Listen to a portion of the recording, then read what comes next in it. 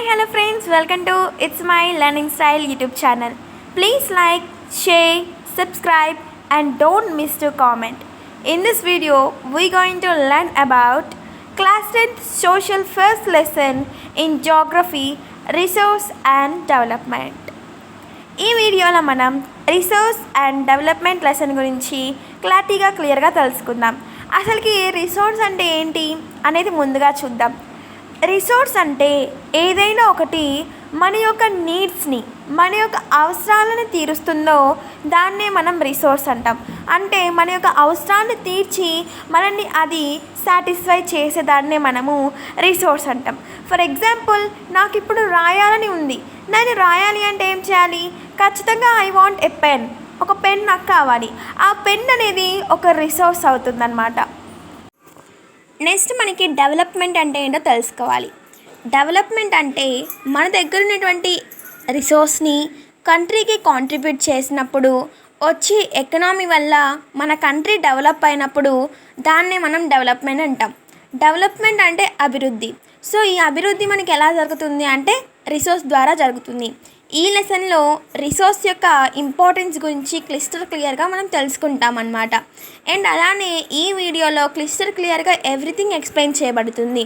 Resource definition చూసినట్టయితే, everything available in our environment which can be used to satisfy our needs provided it is technologically accessible, economically feasible and culturally acceptable can termed as a resource. అంటే everything ఏదైతే ప్రతి ఒక్కటి మన చుట్టుపక్కల ఉంటుందో అది మన యొక్క అవసరాల్ని సాటిస్ఫై చేస్తుందో దాన్ని మనం రిసోర్స్ అంటున్నాం. అది ఎలా ఉండాలి? టెక్నాలజీ ఉండాలి, అందులో ఎకనామికల్లీ ఫీజిబుల్ అయి ఉండాలి. అంటే దానికోసం మనం ఎంతో కొంత మనీ పే చేసుకునే వస్తువు అయి ఉండాలి. ఫర్ ఎగ్జాంపుల్, నేచర్ తీసుకున్నాం. నేచర్ని మనం మనీ ఇచ్చి కొనగలమా? నో. బట్ ఒక పెన్ ఉంటే ఆ పెన్ని మనం మనీ తీసుకొని కొనగలం. అలా. Next, culturally acceptable. అంటే మన యొక్క సొసైటీ అనేది ఆ రిసోర్స్ని యాక్సెప్ట్ చేయాలి. అప్పుడే దాన్ని మనము రిసోర్స్ అని పిలవగలుగుతామన్నమాట. ఇది రిసోర్స్ యొక్క డెఫినేషన్. ఇది మనకి స్టార్టింగ్ ఆఫ్ ద లెసన్లోనే ఇచ్చున్నారు. మీకు టెక్స్ట్ బుక్లో ఈ విధంగా కనిపిస్తుంది. అదే దాని కింద ఒక డయాగ్రామ్ ఇచ్చారు. ఇప్పుడు దాని గురించి మనం ఎక్స్ప్లెయిన్ చేసుకుందాం. ఇక్కడ ఈ డయాగ్రామ్లో మనకి ఏమి ఇచ్చారంటే, inter dependent relationship between nature, technology and institutions. ఇక్కడ మనకి చూడడానికి ఒక ట్రయాంగిల్, ఆ ట్రయాంగిల్ యొక్క బార్డర్స్లో టెక్నాలజీ అని రాసింది, ఇన్స్టిట్యూషన్స్ అని రాసింది, నేచర్ అని రాసింది. అదే కనిపిస్తుంది. బట్ ఈ పిక్చర్ బ్యాక్ చాలా పెద్ద మీనింగ్ ఉంది. ఏంటి అంటే, మీరు ఆ యొక్క ట్రయాంగిల్లో చూసుకున్నట్టయితే హ్యూమన్ బీయింగ్స్ అనేవాళ్ళు ఉన్నారు. ఈ హ్యూమన్ బీయింగ్స్ అనేవాళ్ళు ఏం చేస్తారు అంటే నేచర్తో ఇంటరాక్ట్ అవుతారనమాట. ఎలా అవుతారు నేచర్తో ఇంటరాక్ట్ అంటే టెక్నాలజీ ద్వారా నేచర్తో ఇంటరాక్ట్ అయ్యి కొత్త ఇన్స్టిట్యూషన్స్ అనేవి క్రియేట్ చేస్తుంటారనమాట. ఎందుకు అంటే మన ఎకానమీని డెవలప్ చేయడం కోసం. అంటే పెద్ద సంస్థలని సృష్టిస్తారు. ఎలా? హ్యూమన్ బీయింగ్స్ అనేవాళ్ళు ముందుగా నేచర్తో ఇంటరాక్ట్ అవుతారు. దేని ద్వారా? టెక్నాలజీ ద్వారా. అలానే పెద్ద సంస్థలని వాళ్ళు, ఇన్స్టిట్యూషన్స్ని వాళ్ళు క్రియేట్ చేస్తారనమాట. ఎందుకు అంటే మన యొక్క కంట్రీని డెవలప్ చేయడానికి, మన యొక్క కంట్రీ యొక్క ఎకనామీని ఇంక్రీజ్ చేయడానికి. సో ఇక్కడ టెక్స్ట్ బుక్లోనే the process of transformation of things available in our environment involves an interactive relationship between nature, technology and institutions. So నేను చెప్పిందే ఉంది, బట్ ఇన్ ఇంగ్లీష్లో ఉంది. హ్యూమన్ బీయింగ్స్ ఇంటరాక్ట్ విత్ నేచర్తో హ్యూమన్ బీయింగ్స్ అనేవాళ్ళు ఇంటరాక్ట్ అవుతారు త్రూ టెక్నాలజీ ద్వారా. And create institutions. అలానే సంస్థలని, ఇన్స్టిట్యూషన్స్ని క్రియేట్ చేస్తారు. ఎందుకు అంటే to accelerate their economical development. వాళ్ళ యొక్క ఎకనామికల్ డెవలప్మెంట్ని రాపించేందుకు వాళ్ళు ఏం చేస్తారు అంటే ఈ ఇన్స్టిట్యూషన్ని క్రియేట్ చేస్తారు. సో టెక్స్ట్ బుక్ చదివే పని లేకుండా లైన్ టు లైన్ చెప్తున్నాం కాబట్టి ప్లీజ్ సబ్స్క్రైబ్ అవర్ ఛానల్. ఇక్కడ ఏమి ఇచ్చారంటే, next, do you think that resources are free gifts of nature as is assumed by many. మీరందరూ అనుకుంటున్నారా ప్రకృతి యొక్క ఫ్రీ గిఫ్ట్స్ అని రిసోర్సెస్ని, ఎందుకంటే చాలామంది వాడుతున్నారు కదా అని ఇక్కడ క్వశ్చన్గా ఇచ్చున్నారు. బట్ యాక్చువల్గా మనం చెప్పాలంటే రిసోర్స్ అనేవి ఫ్రీ గిఫ్ట్స్ ఏం కాదు, దే ఆర్ నాట్. ఇక్కడ ఆన్సర్ ఇచ్చున్నారు. ఎందుకంటే resources are a functional of human activities. Human beings themselves are essential components of resource. Human beings అనే వాళ్ళే గుడ్ రిసోర్స్ అని చెప్పడానికి ఇక్కడ ఏంటి అంటే హ్యూమన్ బీయింగ్స్ వాటికంతట వాళ్ళే చాలా రిసోర్స్ని తయారు చేస్తుంటారనమాట. They transform material available in our environment into a resource. For example ఒక ట్రీ ఉంది, మనం ఇప్పుడు యూజ్ చేసే పేపర్ అనేది ఎలా వస్తుంది అంటే మనందరికీ ఆల్రెడీ తెలుసు ఎలా వస్తుంది అంటే అది వుడ్ పల్ప్ నుండి వస్తుంది. సో వుడ్ పల్ప్ని మనం ఒక రిసోర్స్ అనుకోలేము. But as it turns in to paper, ఒక పేపర్గా మారిన తర్వాత it is a good resource అని మనకు అర్థమవుతుంది. సో ఇక్కడ అదే చెప్తున్నారనమాట. హ్యూమన్ బీయింగ్స్ అనేవాళ్ళు మన ఎన్విరాన్మెంట్లో ఉన్నటువంటి థింగ్స్ని ఉపయోగించి ఒక మంచి రిసోర్స్ని తయారు చేస్తారు. అందుకే వాళ్ళు గుడ్ కాంపోనెంట్ ఆఫ్ రిసోర్స్ అని చెప్తున్నారు. యాక్చువల్గా చెప్పుకోవాలంటే రిసోర్స్ అనేవి ఫ్రీ గిఫ్ట్స్ ఏమీ కాదు నేచర్ యొక్క. ఎందుకంటే రిసోర్సెస్ టైప్స్ గురించి మనం తెలుసుకున్నప్పుడు మనకి ఇది ఇంకా ఈజీగా అర్థమవుతుందన్నమాట. సో ఈ రిసోర్స్ అనేవి చాలా విధాలుగా క్లాసిఫై అయ్యి ఉన్నాయి. అవేంటియో ఇప్పుడు మనం చూద్దాం. సో మనం ఇక్కడ చూసుకున్నట్టయితే on the basis of origin, on the basis of exhaustibility, on the basis of ownership, on the basis of status of development మీద రిసోర్స్ అనేవి మనకి క్లాసిఫై అయి ఉన్నాయన్నమాట. On the basis of origin చూసుకుంటే biotic and abiotic. On the basis of exhaustibility renewable, non renewable. On the basis of ownership individual, community, national and international. On the basis of status of development మీద potential, developed, stock and reserves. ఈ విధంగా resource అనేవి classify అయి ఉన్నాయి. ఇంకా దీన్ని మనం క్లియర్గా తెలుసుకోవాలి అంటే on the basis of origin biotic and abiotic. Biotic అంటే హ్యావింగ్ లైఫ్, వాటికి లైఫ్ అనేది ఉంటుంది. For example human beings, plants. అదే ఏబయోటిక్ అంటే నాన్ లివింగ్ థింగ్స్ అన్నమాట. అంటే చైర్, టేబుల్, ఓకే, ఇలాంటివన్నీ on the basis of origin మీద డివైడ్ అయి ఉంటాయి. అంటే రిసోర్స్ని మనము వాటి యొక్క పుట్టుక ఆధారంగా, అంటే అది లివింగ్ నుండి వచ్చిందా నాన్ లివింగ్ నుండి వచ్చిందా అనే ప్రకారంగా డివైడ్ చేసుకోవచ్చు. తర్వాత ఆన్ ది బేసిస్ ఆఫ్ ఎగ్జాస్టిబిలిటీ అంటే అంతరిక్షతత్వం బట్టి కూడా మనము రిసోర్స్ని డివైడ్ చేసుకోవచ్చు. For example renewable and non renewable. ఇప్పుడు రెన్యూవబుల్ రిసోర్స్ అంటే నేను ఎగ్జాంపుల్ చెప్పగానే మీకు అర్థమవుతుంది. సోలార్ ఎనర్జీ, విండ్ ఎనర్జీ, ఇలాంటివన్నీ రెన్యూవబుల్ అన్నమాట. అంటే ఒక్కసారిగా వాటి యొక్క క్వాంటిటీ తగ్గిందనుకోండి, దాన్ని మళ్ళీ మనం తిరిగి తప్పించుకోవచ్చు, ఎందుకంటే అవి రెన్యూవబుల్ అవుతూ ఉంటాయి. ఫర్ ఎగ్జాంపుల్ సన్ నుండి వచ్చేటువంటి రేస్ అనేవి మనకి ఎప్పుడూ వస్తూనే ఉంటాయి కదా. సో ఆ విధంగా. తర్వాత non renewable. For example fossil fuels మనం తీసుకున్నట్టయితే ఈ ఫాసిల్ ఫ్యూయల్స్ ఏం చేస్తాయి, మనకి వన్స్ వాటి యొక్క క్వాంటిటీ అనేది అయిపోయిన తర్వాత అది మళ్ళీ తయారు అవ్వాలి అంటే చాలా మిలియన్ ఇయర్స్ పడుతుందన్నమాట. For example coal, petroleum, natural gas ఇలాంటివి. సో రెన్యూవబుల్ రిసోర్స్ అంటే జస్ట్ ఎగ్జాంపుల్ గుర్తుపెట్టుకుంటే మనం ఈజీగా డెఫినేషన్ రాయగలుగుతాం. తర్వాత నాన్ రెన్యూవబుల్కి ఎగ్జాంపుల్ ఏంటి, ఫాసిల్ ఫ్యూయల్స్. రెన్యూవబుల్కి solar and wind energy. So next on the basis of ownership మీద కూడా రిసోర్స్ అనేవి మనము డివైడ్ చేసుకోవచ్చు లేదా క్లాసిఫై చేసుకోవచ్చు. ఫర్ ఎగ్జాంపుల్ ఇండివిజువల్ అంటే ఫర్ ఎగ్జాంపుల్ నేను ఒక సెంటెన్స్ చెప్తా ఈ విధంగా చూడండి ఒకసారి. This bottle is mine. ఈ బాటిల్ నాది. అంటే నాది అంటే నాది, ఎందుకంటే ఇది నా రిసోర్స్ కాబట్టి. సో ఆ విధంగా. తర్వాత కమ్యూనిటీ ఇండివిజువల్ పరంగా ఉంటుంది, కమ్యూనిటీ వైజ్గా ఉంటుంది, మన యొక్క నేషనల్ అంటే మన ఇండియా వైడ్గా ఉంటుంది, ఇంటర్నేషనల్ అబ్రాడ్లో కూడా ఉంటాయి అన్నమాట. అంటే ఈ విధంగా కూడా అంటే నాకు చెందినటువంటి రిసోర్స్గా, లేదంటే సమ్ గ్రూప్ ఆఫ్ పీపుల్కి చెందినటువంటి రిసోర్స్గా, అంటే for example some group of people అంటే ఇప్పుడు ఫర్ ఎగ్జాంపుల్ నా హౌస్ అనుకోండి, ఇండివిజువల్గా అయిపోతుంది. మనం ఒక అపార్ట్మెంట్లో ఉంటే కమ్యూనిటీ ఉంటుంది కాబట్టి అది కమ్యూనిటీ రిసోర్స్ అవుతుంది. అక్కడ ఉన్నటువంటి పార్క్ కానీ, అక్కడ ఉన్నటువంటి స్విమ్మింగ్ పూల్ కానీ అది అందరికీ వాడుకోవడానికి ఉంటుందన్నమాట. సో తర్వాత నేషనల్ వైడ్గా అంటే మన ఇండియా వైడ్గా అనుకోవచ్చు. ఇంటర్నేషనల్ వైడ్గా అంటే అవుట్ ఆఫ్ కంట్రీ అని అనుకోవచ్చు అనమాట. అంటే అవుట్ ఆఫ్ కంట్రీ అంటే ఫర్ ఎగ్జాంపుల్ ఓషన్ వాటర్ని మనం ఇంతవరకే వాడుకోవాలనేటువంటి రూల్ ఉంటుంది.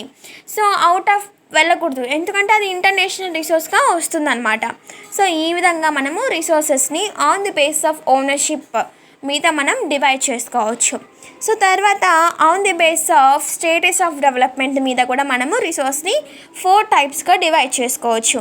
ఏంటివి అంటే potential, developed, stock, reserves. Potential అంటే వాటికి మన యొక్క అవసరాన్ని తీర్చేటువంటి తత్వం ఉంటుంది, బట్ కానీ అవి మనము అలానే పెట్టేసామన్నమాట యూజ్ చేయకుండా. తర్వాత డెవలప్డ్, మన యొక్క డెవలప్మెంట్కి యూజ్ అయ్యే రిసోర్స్ని డెవలప్డ్ రిసోర్స్ అంటామన్నమాట. స్టాక్ అంటే అది మనకి బాగా తెలుసు చాలా ఎక్కువగా ఉందని, దాన్ని మనము పక్కన పెట్టేసామనుకోండి, అది స్టాక్ రిసోర్స్గా ఉండిపోతుంది. తర్వాత రిజర్వ్ అంటే మన యొక్క ఫ్యూచర్ జనరేషన్స్ కోసం ఉంచేటువంటి రిసోర్స్ని మనం రిజర్వ్ రిసోర్సెస్ అని అంటామన్నమాట. సో ఈ విధంగా మనకి రిసోర్స్ అనేవి క్లాసిఫై అయి ఉన్నాయి. సో నెక్స్ట్ మనం చూసుకున్నట్టయితే ఇక్కడ ఇంకొక క్లాసిఫికేషన్ ఆఫ్ రిసోర్స్ ఇచ్చున్నారు. అది మనం చూసినట్టయితే అందులో మనకి రిసోర్సెస్ అని పెట్టి రిసోర్సెస్ అనేవి 2 టైప్స్ అని ఇచ్చున్నారు, న్యాచురల్ అండ్ హ్యూమన్ అని. సో ఇది మీకు కనిపించకపోవచ్చు, నేను చెప్తున్నాను కాబట్టి ఇదొకటి వినేసేయండి, ఎందుకంటే మనం ఒక పేజ్ అయితే క్లియర్గా కంప్లీట్ అవుతుంది ఈ టేబుల్తో. సో న్యాచురల్గా రిసోర్స్ అనేవి ఎలా డివైడ్ అయ్యాయి అంటే రెన్యూవబుల్ అండ్ నాన్ రెన్యూవబుల్. అదే మనకి హ్యూమన్ పరంగా ఎలా రిసోర్స్ డెవలప్ అయ్యాయి అంటే అవి స్ట్రక్చర్స్ అండ్ ఇన్స్టిట్యూషన్స్గా డివైడ్ అయ్యాయి అన్నమాట. క్వాంటిటీ అండ్ క్వాలిటీ విధంగా హ్యూమన్ మేడ్ రిసోర్స్ అనేవి ఉన్నాయి. తర్వాత న్యాచురల్లోనే చూసుకున్నట్టయితే రెన్యూవబుల్ అండ్ నాన్ రెన్యూవబుల్. న్యాచురల్లో రెన్యూవబుల్ కిందికి కంటిన్యూస్ రిసోర్స్ వస్తాయన్నమాట, అలానే బయాలజికల్ రిసోర్స్ కూడా వస్తాయి. అంటే జస్ట్ ఈ క్లాసిఫికేషన్ మీరు అర్థం చేసుకోండి, ఇది నేర్చుకోవాల్సిన అవసరం అయితే ఏమీ లేదు. బయాలజికల్ పరంగా మనకి ఎలా ఉన్నాయంటే ఇంకా న్యాచురల్ అండ్ వైల్డ్ లైఫ్గా ఉన్నాయి. నాన్ రెన్యూవబుల్ రిసోర్స్ అనేవి రీసైకబుల్ అండ్ నాన్ రీసైకబుల్గా ఉన్నాయన్నమాట. ఇంకా అంతే, ఇంతటితో ఒక పేజ్ అనేది క్లియర్గా అయిపోతుంది. ఇప్పుడు నేను ఆ పేజ్ మొత్తాన్ని మీ అందరికీ చూపిస్తాను. ఆ పేజ్లో నేర్చుకోవాల్సింది కూడా ఇప్పుడే చెప్పేస్తాను, ఇప్పుడే మీరు నేర్చేసుకోండి. ఒకసారి మీరు చూసుకున్నట్టయితే పేజ్ మొత్తం ఈ విధంగా ఉంటుంది.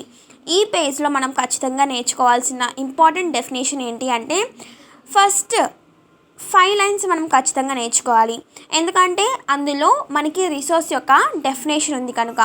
సో ఖచ్చితంగా ఆ 5 లైన్స్ నేర్చుకోండి ప్రతి ఒక్కరు, ఎందుకంటే వాట్ ఈజ్ రిసోర్స్ అంటే we need to say answer. So answer కూడా డెఫినేషన్ చెప్తేనే బాగుంటుంది, కాబట్టి రిసోర్స్ యొక్క డెఫినేషన్ని నేర్చుకోండి. తర్వాత జస్ట్ ఆ ట్రయాంగిల్ పిక్చర్ని గుర్తుపెట్టుకోండి, ఎందుకు అంటే రేపు ఆ ట్రయాంగిల్ పిక్చర్ ఇచ్చి దాన్ని కొంచెం ఎక్స్పాండ్ చేసి రాయమంటారు. అలా అడిగినప్పుడు మనందరికీ తెలుసు ఏంటో అనేది. హ్యూమన్ బీయింగ్స్ అనేవాళ్ళు నేచర్తో ఇంటరాక్ట్ అవుతారు, దేని ద్వారా? టెక్నాలజీ ద్వారా. అండ్ ఏం చేస్తారు? ఇన్స్టిట్యూషన్స్ని క్రియేట్ చేస్తారు. ఎందుకు ఇన్స్టిట్యూషన్స్ని క్రియేట్ చేస్తారు అంటే మనకు కంట్రీ యొక్క డెవలప్మెంట్ కోసం క్రియేట్ చేస్తారు, అది రాస్తే సరిపోతుంది. తర్వాత క్లాసిఫికేషన్ ఆఫ్ రిసోర్స్ని గుర్తుపెట్టుకోండి. సో ఇంతటితో ఫస్ట్ ప్లేస్లో మనం ఇవి నేర్చుకుంటే సరిపోతుందన్నమాట. సో నెక్స్ట్ మనం చూసుకున్నట్టయితే డెవలప్మెంట్ ఆఫ్ రిసోర్సెస్ అనేటువంటి కాన్సెప్ట్ ఉంది. ఈ కాన్సెప్ట్లో మనము రిసోర్స్ని ఎలా డెవలప్ చేయాలి, అసలుకి as a humans what we are doing, మనం ఏం చేస్తున్నాం హ్యూమన్స్గా, రిసోర్స్ని కాపాడుతున్నామా లేదా రిసోర్స్ యొక్క తగ్గడానికి, వాటి యొక్క క్వాంటిటీ యొక్క తగ్గడానికి మనమే రీజనా అనేటువంటి కాన్సెప్ట్ మొత్తం ఉంటుందన్నమాట. ఈ డెవలప్మెంట్ ఆఫ్ రిసోర్సెస్లో resources are vital for human survival as well as for maintaining the quality of life. So ఈ యొక్క రిసోర్స్ అనేవి మనకి చాలా ఇంపార్టెంట్, చాలా అంటే చాలా ఇంపార్టెంట్. ఎందుకంటే హ్యూమన్ లైఫ్ అనేది క్వాలిటీగా ఉండాలి అంటే రిసోర్సెస్ అనేవి ఖచ్చితంగా మనకి కావాలి. So it was believed that resources are free gifts of nature. So మనందరం బిలీవ్ చేస్తుంటాం అప్పుడప్పుడు ఏంటి అంటే రిసోర్సెస్ అనేవి నేచర్ యొక్క గిఫ్ట్ అని. బట్ కానీ యాజ్ ఎ రిజల్ట్ ఇలా అనుకోనే అందరూ రిసోర్సెస్ అనేవి నేచర్ యొక్క గిఫ్ట్ కదా, ఎంతైనా వాడుకోవచ్చు అనేటువంటి ఉద్దేశంతో ప్రతి ఒక్కళ్ళు వాళ్ళకి ఇష్టం వచ్చిన విధంగా రిసోర్సెస్ని యూజ్ చేసేస్తున్నారు. దీని ద్వారా ఏమైంది అంటే as a result human beings used them indiscriminately and these has led to the following major problems. So ఇలా అనుకోని అంటే రిసోర్స్ అనేవి ఫ్రీ గిఫ్ట్స్ ఆఫ్ నేచర్ అనుకోని చాలామంది రిసోర్స్ని అసలుకి ఓవర్ యూజ్ చేసేసి ఇండిస్క్రిమినేట్గా యూజ్ చేసేసి విచ్చలవిడిగా యూజ్ చేసుకున్నారు. దాని ద్వారా మనకి కొన్ని ప్రాబ్లమ్స్ అయితే మనం ఫేస్ చేయాల్సి ఉంటుందన్నమాట. ఆల్రెడీ కొన్ని ప్రాబ్లమ్స్ కూడా వచ్చేసాయి. అవి ఏంటి అంటే depletion of resources for satisfying the need of few individuals. Resource యొక్క క్వాలిటీ అనేది తగ్గిపోతుంది. ఎందుకంటే కొంతమంది ఇండివిజువల్స్ యొక్క నీడ్స్ని సాటిస్ఫై చేయడం కోసం, సమ్ బిలియనియర్స్ యొక్క నీడ్స్ని సాటిస్ఫై చేయడం కోసం రిసోర్సెస్ అనేవి వాళ్ళ దగ్గరే ఉండిపోయాయి అన్నమాట. నెక్స్ట్ ఏంటి అంటే accumulation of resources in few hands. అంటే కొంతమంది చేతిలోనే మన దగ్గర ఉన్నటువంటి రిసోర్స్ అన్నీ ఉండడం. అంటే ఫర్ ఎగ్జాంపుల్ మనం చూసుకున్నట్టయితే కొంతమంది బిలియనరీస్ ఉంటారు, వాళ్ళ దగ్గరే almost all of the land ఉండిపోవడం. సో ఇలానే accumulation of resources in few hands, కొంతమంది చేతుల్లో రిసోర్స్ అన్నీ ఉండిపోవడం వల్ల ఏమైంది అంటే which in turn divided the society into 2 segments. దీని ద్వారా మన సొసైటీ అనేది 2 విధాలుగా అది డివైడ్ అయిపోయింది అనమాట. ఎలా అంటే హ్యావ్స్ అండ్ హ్యావ్ నాట్స్, ఉన్నవాళ్ళుగా లేని వాళ్ళుగా, లేదంటే రిచ్ ఆర్ పూర్ అంటే పేదవారు ఉన్నవారుగా రిసోర్స్ అనేవి అక్యుములేషన్ అనేది ఒక్కళ్ళ దగ్గరే ఉండడం వలన, అంటే కొంతమంది దగ్గరే రిసోర్స్ అన్నీ ఉండిపోవడం వల్ల రిచ్ అండ్ పూర్గా సొసైటీ అనేది డివైడ్ అయిపోయిందనమాట. సో నెక్స్ట్ పాయింట్లో మనకి ఏం చెప్తున్నారు అంటే, సో మీరు చూడండి మనం ఎలా అయితే యూజ్ చేస్తున్నామో రిసోర్స్ని, దాని ద్వారా ఎన్ని ప్రాబ్లమ్స్ ఉన్నాయో. సో నెక్స్ట్ లైన్లో అయితే మన ఎన్విరాన్మెంట్కి సంబంధించినటువంటి ప్రాబ్లం అనేది మనకి కనిపిస్తుంది. ఏంటి అంటే indiscriminate exploitation of resources has led to the global ecological crisis such as global warming, ozone layer depletion, environmental pollution and land degradation. So మనకి గ్లోబల్ వార్మింగ్ అవుతుంది ఈ రిసోర్స్ అనేది ఎక్కువగా వాడడం ద్వారా, ఓకేనా. తర్వాత ఓజోన్ లేయర్ మనల్ని అల్ట్రావైలెట్ రేస్ నుండి అంటే యూవీ రేస్ నుండి కాపాడుతున్నటువంటి ఆ యొక్క ఓజోన్ లేయర్ అనేది పాడైపోతుంది. ఇంకా ఏమవుతుంది అంటే మనకి ఎన్విరాన్మెంటల్ పొల్యూషన్ వస్తుంది. అంటే పొల్యూషన్ అనేది చాలా టైప్స్ ఉన్నాయి మనకి తెలుసు. Air pollution, water pollution, sound pollution, soil pollution, ఇలాంటి పొల్యూషన్స్ అనేవి పెరిగిపోతాయి. అలానే ల్యాండ్ డిగ్రేడేషన్ కూడా అవుతుందన్నమాట. సో ఇన్ని ప్రాబ్లమ్స్ ఉన్నాయి మనము ఓవర్ యూజ్ చేయడం ద్వారా. వేటిని? రిసోర్సెస్ని. ఓవర్ యూజ్ అంటే తగినంత యూజ్ చేస్తే it is very good for our life as well as for environment. But కానీ మనం ఏం చేస్తున్నాము? ఇండిస్క్రిమినేట్గా యూజ్ చేస్తున్నాము రిసోర్సెస్ని. సో ఇక్కడ మనకి ఈ విధంగా ఉందన్నమాట. నెక్స్ట్ వీడియోలో దీనికి సొల్యూషన్ ఆలోచిస్తూ నెక్స్ట్ పార్ట్ 2లో మనం లెసన్ని కంటిన్యూ చేద్దాము. Thank you for watching this video. అలానే please subscribe it's my learning style YouTube channel. Not only social, maths videos are coming soon. So please watch our It's My Learning Style YouTube channel. And అలానే ఈ ఛానల్లో మీకు ప్రతిదీ కావాల్సింది మేము పెడతాము. So please comment. ఎందుకంటే ఈ వీడియోలో మీకు అర్థం కాని పార్ట్ని మీరు కామెంట్ చేయండి. మీరు కామెంట్ చేయడం ద్వారా నాకు ఈజీగా అర్థమవుతుంది. మీరు కామెంట్ చేస్తే మీకు డౌట్ ఉన్నటువంటి దగ్గర మీకు క్లియర్ అయిపోతుంది అనమాట. మనము ఖచ్చితంగా డౌట్స్ అడగాలి. డౌట్స్ అడిగితేనే మనకు ఆ టాపిక్ మీద క్లియర్గా నాలెడ్జ్ అనేది పెరుగుతుంది. సో ఈ వీడియోలో మనము రిసోర్సెస్లో మెయిన్ పార్ట్ని చెప్పేసుకున్నాము. సో మనం నెక్స్ట్ పార్ట్ నుండి రిసోర్సెస్ని ఎలా యూజ్ చేయాలి, వాట్ ఈజ్ సస్టైనబుల్ డెవలప్మెంట్ అంటే ఏంటి, రియో డి జెనిరోలో ఏం జరిగింది, రిసోర్స్ ప్లానింగ్ అంటే ఏంటి, ఇలా చాలా విషయాలు ఉన్నాయి. మనము చాలా ట్రిక్స్ కూడా నేర్చుకోబోతున్నాము నెక్స్ట్ వీడియోలో, ఎందుకంటే చాలా స్టేజ్ని గుర్తుపెట్టుకోవాలి కదా. Thank you for watching this video.